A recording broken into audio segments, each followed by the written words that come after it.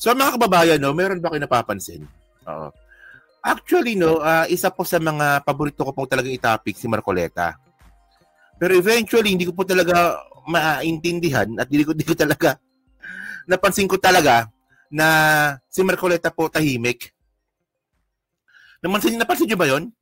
Kasi minsan kasi no, pag pumunta tayong Facebook, araw-araw 'yan pag tinype mo Marcoleta, ang daming lalabas diyan, mga bagong updates kay Marcoleta.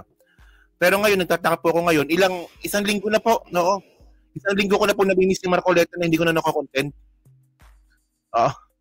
So ano ba? Tinatamaan na ba si Marcoleta sa mga katarantaduang ginagawa niya? Oo. So tingnan niyo, nasa net 25, din nga natin nasa net 25. Hindi rin kasi, sige.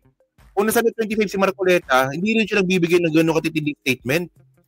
Hindi po katulad dati na talaga sobrang ingay niya, di ba? So ngayon, alam naman po natin no, na talagang malaki po talaga yung kinakaharap ngayon ni Marcoleta ng pagsubok sa kanyang buhay at politika. Kasi alam naman po natin na siya nga po ay makakasuhan at nakasuhan na nga po pala. Oo. Nag-iiyak si Marcoleta. Di ba? Ang bait niya nga, di ba? Ang bait na ni Marcoleta, di ba? Oo. So alam naman po natin na ito si Marcoleta nga po makakasuhan na nga po ng perjury. So nabalita na to, matagal na nabalita pala to, 3 days ago, no? Perjury complaint filed against Marcoleta over 2025 election contributions. O di ba? So simula nga po nung kumalat tong balita po na to na siya kakasuhan ng perjury, po tatahimik na po si Marcoleta. Ako napansin ko lang talaga. No? Tumahimik talaga siya. Di ba? So alam naman po natin no na itong perjury nga po na to is criminal case po ito. So tingnan niyo balik tayong Google, tingnan natin. Perjury. Pamukha mo lang spelling. Ayan tingnan niyo alam niyo no, maganda na po ngayon mag-research ngayon sa Google sa totoo lang. Dati kasi nung pag ako gumagawa ko ng content, talagang hinahalukay ko talaga yung mga dokumento. Ngayon po kasi sa AI, andyan na kaagad Hindi mo na kailangan maghanap, nandiyan na siya lahat. Andyan na. Oo. So ngayon, base nga po dito no sa quick search nga natin ito yung mangyayari nga po kay Marcoleta. No, imprisonment a minimum of 6 years and 1 day up to maximum of 12 years. Okay? The penalty applies to the minimum to medium periods of prison mayor. So 6 years and 1 day to 10 years. Parang ganyan eh. If the offender is a public officer or employee, the penalty is in the maximum period of 10 years to and 1 day to 12 years. Okay, so ang gulo ko magbasa. So ngayon ito ibig ko sabihin. Okay.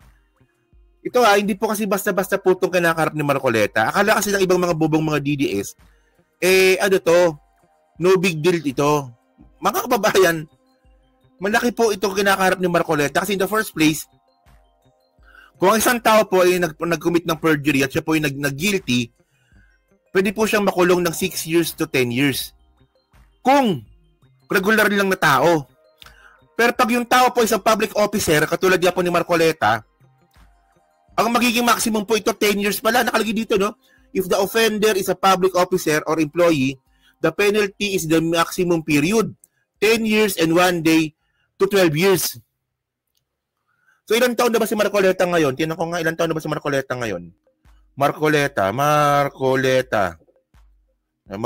age. Bakit wig lumalabas? 72.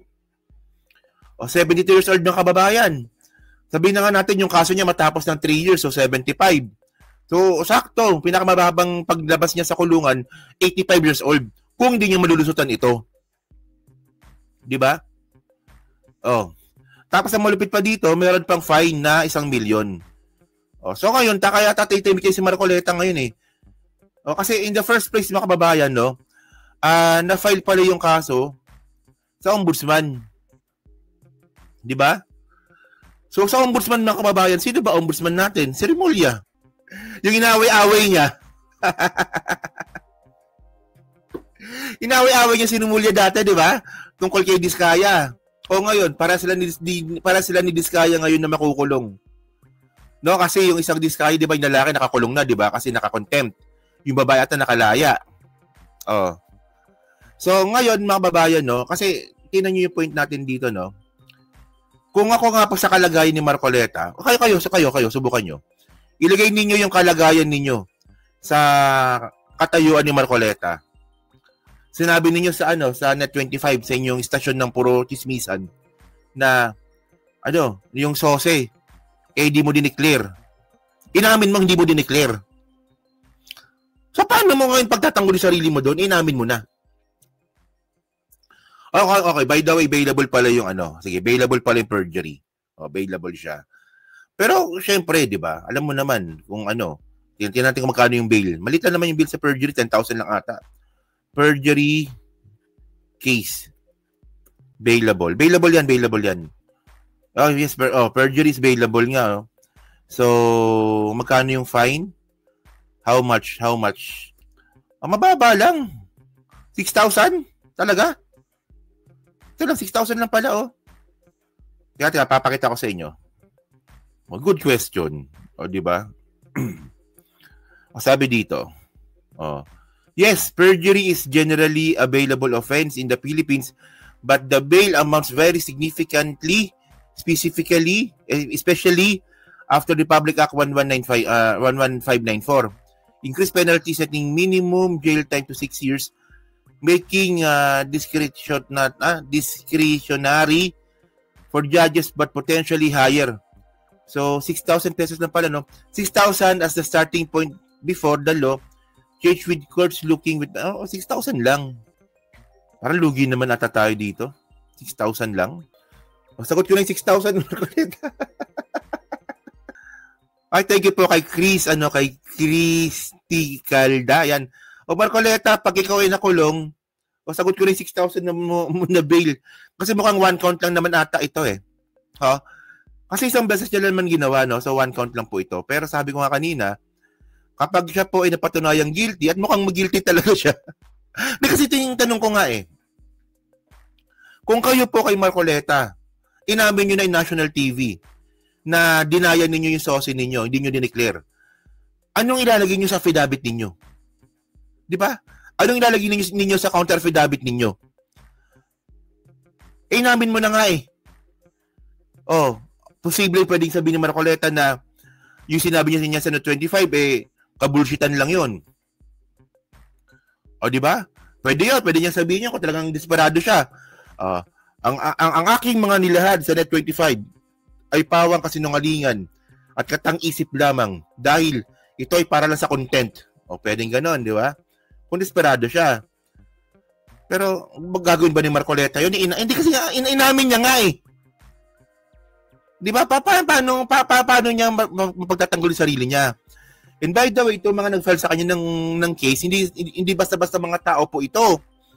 Mga dilawan tong mga to di ba? Yung mga nag-file ng case sa kanya, si Attorney Lacson. Kasama po yun ni Lenny Robredo sa campaign. Ang alam ko, senatoriables ni Lenny Robredo yan, yung Lacson na nag-file ng case. Si Dino De Leon. Si Dino De Leon, mga kababayan, matinik na abogado po yan. Baka sabihin nga ni Marcoleta, joke only, no? Di ba? Tapos yung araw, yan kontradaya advocate po yan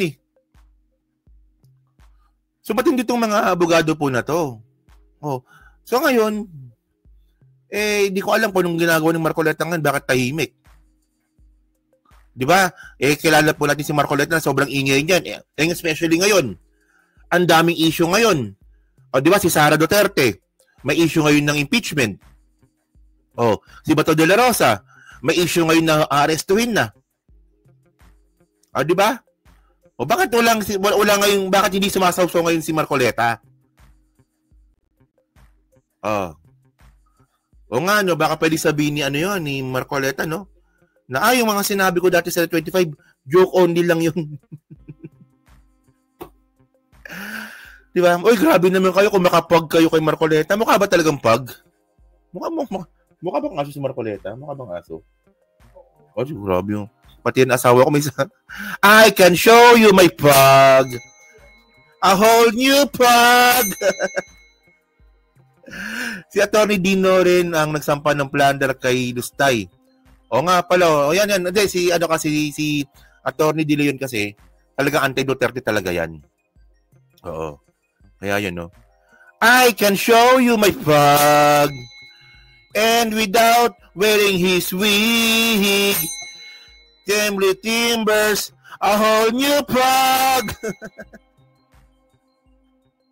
A new fantastic face on you. Yan. Hindi, wala lang na nabanggit ko lang, no? So, hindi ko naman yung topic ngayon, pero nabanggit ko lang na nagtataka lang talaga ako bakit tahimik si Marcoleta, di ba? So, sana, kasi holiday ngayon, sana bukas, gusto ko po talagang marinig ulit yung boses ni Marcoleta sa Senado. Gusto ko ulit yung nakakalat siya, gusto ko ulit na nagsasalita siya ng kung ano-anong katarantaduhan, para po may content po ako ulit. Ayun na naman gusto ko eh. Alam niyo, natutuwa na po talaga ako kapag nababatikan ko si Marcoleta. Isipin niyo Marcoleta, matikan na abogado.